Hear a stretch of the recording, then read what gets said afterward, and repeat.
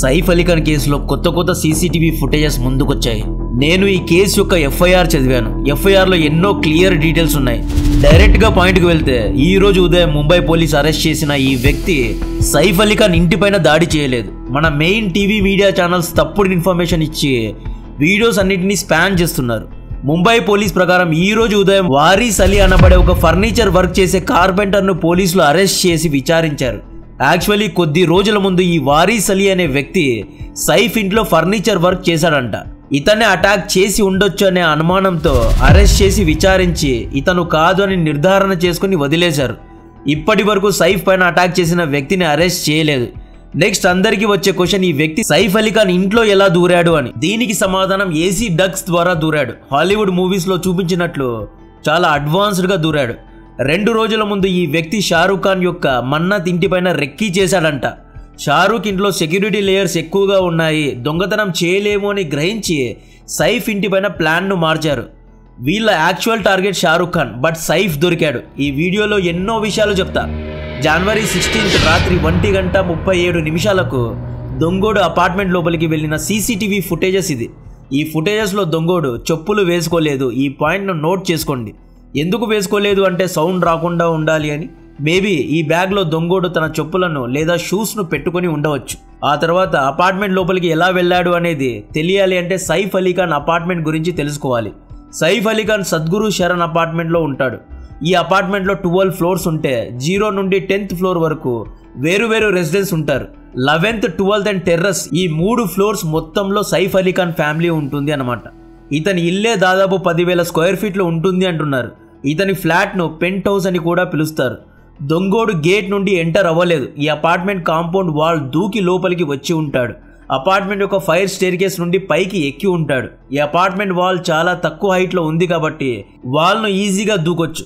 సైఫ్ ఇంట్లో సైఫ్, కరీనా కపూర్, 3 నానీలు ఉంటారు. నానీల యొక్క పేర్లు గీత, ఫిలిప్, జూహు. ఈ 5 మందితో పాటు 2 కొడుకులు కూడా ఉంటారు. ఆ కొడుకుల యొక్క పేర్లు 8 ఏళ్ల తైమూర్ అలీ ఖాన్, 4 ఏళ్ల జహంగీర్ అలీ ఖాన్. టోటల్గా 7 మంది ఆ ఇంట్లో ఉంటారు. 11th ఫ్లోర్లో సైఫ్ అండ్ కరీనా పడుకుంటే 12th ఫ్లోర్లో పిల్లోళ్లతో పాటు 3 నానీలు పడుకుంటారు. ఈ దొంగోడు 1:37 ఫైర్ స్టేర్ కేసులో కనిపించాడు. మొదటగా టెర్రస్కు వెళ్ళి ఉంటాడు లేదా బాల్కనీస్కు వెళ్ళి ఉంటాడు. టెర్రస్ లేదా బాల్కనీస్లో ఉన్న ఏసీ డక్ట్ నుండి లోపలికి వెళ్ళి ఉంటాడు. ఏసీ డక్ట్స్ లోపలి నుండి మొదటగా చిన్న కొడుకు జహంగీర్ రూమ్కు వెళ్ళాడు. ఏసీ డక్ట్ ఇలా ఉంటుంది. నేను ఇంతకు ముందు చెప్పా కదా, Saif Ali Khan 11th and 12th floors customize చేసి కట్టుకున్నాడు. ఈ 2 ఫ్లోర్స్కు డెడికేటెడ్ ఎయిర్ కండిషనింగ్ సిస్టమ్ ఉంటుంది, డెడికేటెడ్ ఎగ్జాస్ట్ సిస్టమ్ ఉంటుంది. రూఫ్ కూడా సైఫ్ అలీ ఖాన్దే కాబట్టి సెంట్రలైజ్డ్ ఎయిర్ కండిషనింగ్ సిస్టమ్ పెట్టుకున్నాడు సైఫ్. సో ఈ దొంగోడు ఏసీ డక్ నుండి జహంగీర్ రూమ్ కు వెళ్లి రూమ్ లోపల ఉన్న గ్రిల్ ను తీశాడు. ఏసీ గ్రిల్ ను తీయడం చాలా ఈజీ, ఎందుకంటే స్క్రూస్ ద్వారా దాన్ని ఫిక్స్ చేసి ఉంటారు కాబట్టి స్క్రూ డ్రైవర్ తో దాన్ని తీసి ఉంటాడు. గ్రిల్ తీసి జహంగీర్ బాత్రూమ్ లో దాదాపు 2 గంటల సమయంలో దాక్కున్నాడు. ఇక సైఫ్ అలీ ఖాన్ చేసిన తప్పు, పిల్లల్ని 12th ఫ్లోర్ లో పడుకొని పెట్టి ఉండకూడదు. ఎందుకంటే టెర్రస్ నుండి 12th ఫ్లోర్ కు దొంగలు మొదటగా వచ్చే అవకాశం ఉంది కాబట్టి. ఫండమెంటలీ సైఫ్ అలీ ఖాన్ తప్పు చేశాడు. జహంగీర్ రూమ్ లో ఫిలిప్ అనే నాని కూడా పడుకుంది. నానీకు బాత్రూమ్ డోర్ దగ్గర షాడో లాగా ఏదో కనిపించింది. మేబీ కరీనా కపూర్ తన పిల్లోడిని చూడడానికి రాత్రి వచ్చి ఉంటుందేమో అనుకుంది నాని. కట్ చేస్తే దొంగోడు జహంగీర్ను బెడ్ నుండి ఎత్తుకొని గట్టిగా జహంగీర్ని పట్టుకున్నాడు. ఫిలిప్ దొంగోడుతో ఎవరు నువ్వు, ఏం కావాలి అని అడిగింది. దీనికి దొంగోడు నోరు మూసుకో అని తన వేలు నోటు మీద పెట్టుకుని సైలెన్స్ అని అరిచాడు. ఫిలిప్ దొంగోడు దగ్గరికి వెళ్లి జహంగీర్ను విడిపించడానికి చూసింది. దొంగోడు దగ్గర ఒక కర్ర, ఒక హెక్సా బ్లేడ్ ఉంది. నాని నీకేం కావాలి అని అడిగితే దీనికి దొంగోడు ₹1 కోటి కావాలి అని డిమాండ్ చేశాడు. అంత డబ్బు నా దగ్గర లేదు అని చెప్పింది నాని. దీంతో హెక్సా బ్లేడ్తో నాని పైన దాడి చేశాడు. కర్రతో కొట్టాడు. మెడకు గాయాలయ్యాయి, చేతికి గాయాలయ్యాయి. ఈ గొడవలు చూసి ఇంకొక నాని జుహు రూమ్ లోపలికి వచ్చింది. దొంగోడిని చూసి ఇంట్లో ఉన్న అలారం బెల్ ను నొక్కింది ఆ రెండో నాని. అలారం బెల్ యొక్క సౌండ్ విన్న సైఫ్ అలీ ఖాన్ 11th ఫ్లోర్ నుండి 12th ఫ్లోర్ కి హుటాహుటిన పరిగెత్తుకుంటూ వచ్చాడు. దొంగోడు ₹1 కోటి కావాలి అని డిమాండ్ చేశాడు. దీంతో సైఫ్ అలీ ఖాన్ అండ్ దొంగోడు ఇద్దరు కన్ఫ్రంట్ అయ్యారు. దొంగోడు సైఫ్ పైన 6 సార్లు దాడి చేశాడు.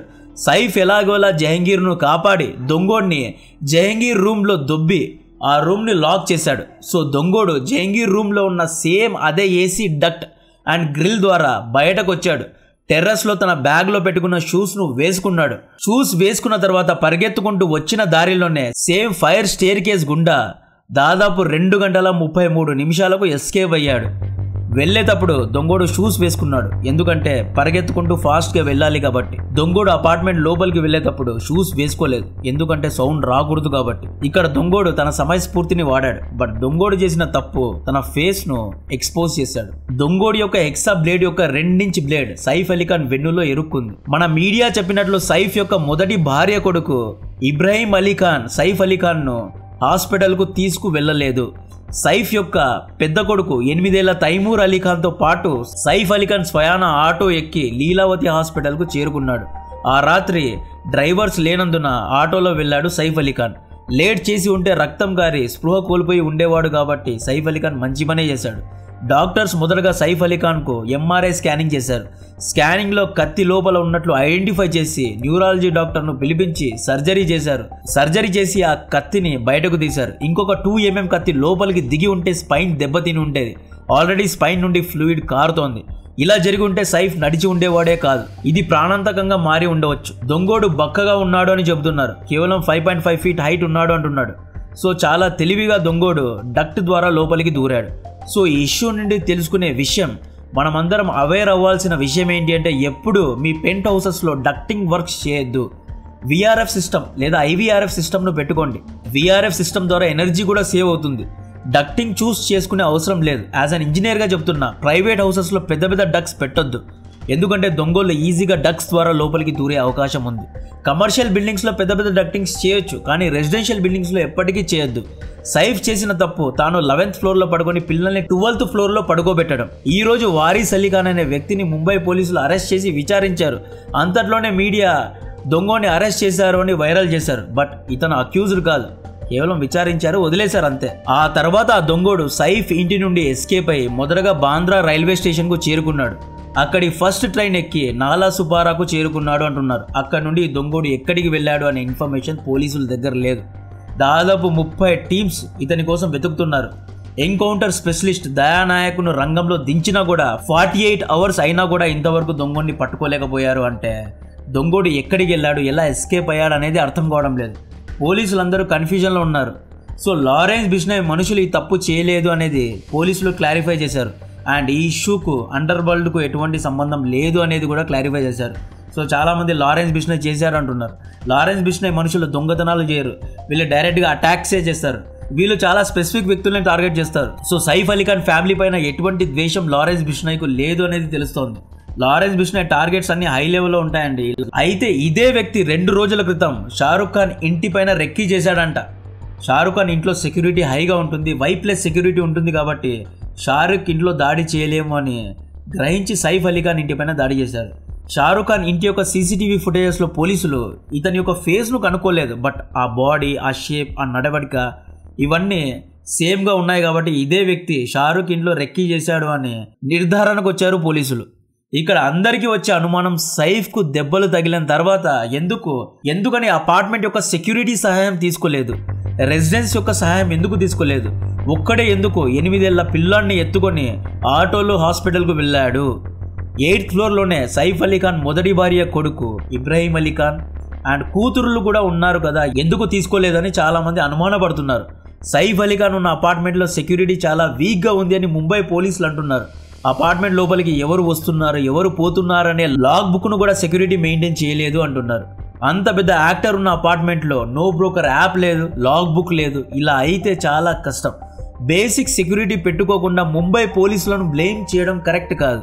సైఫ్ అలీ ఖాన్ కూతురు ఎప్పుడూ ఈ ఇంటి బయట పెపరాజీతో మీడియాస్తో ఫోటో దిగుతూ ఉంటుంది. చిన్న చిన్న డ్రెస్సులు వేసుకొని, నిక్కర్లు వేసుకొని, జిమ్కు వెళ్లే ముందు, జిమ్కు వచ్చే ముందు ఈవిడ మీడియాకు ఫోజులు ఇవ్వాల్సిందే. అసలు ఒక ప్రైవేట్ రెసిడెన్స్లో మీడియా పర్సన్స్ను ఎందుకు అలౌ చేశారు? ఇలా చేసి సెక్యూరిటీను మీరే కాంప్రమైజ్ చేసుకున్నారు. ఇలా చేయడం కరెక్ట్ కాదని చాలామంది భావిస్తున్నారు.